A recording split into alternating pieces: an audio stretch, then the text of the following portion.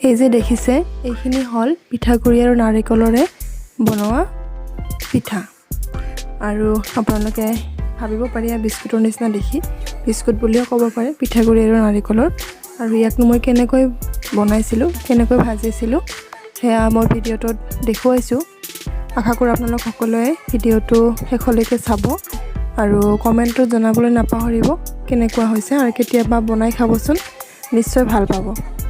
এতিয়া মই ভিডিঅ'টো আৰম্ভ কৰিছোঁ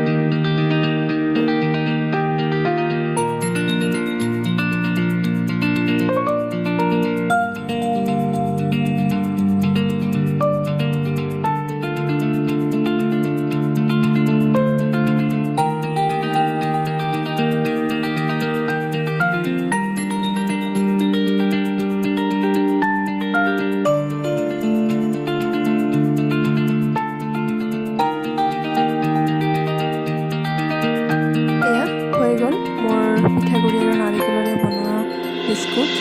আৰু এয়া একেবাৰে সহজ নহয়নে গতিকে আজি মই ইমানতে সামৰিছোঁ আপোনালোকেও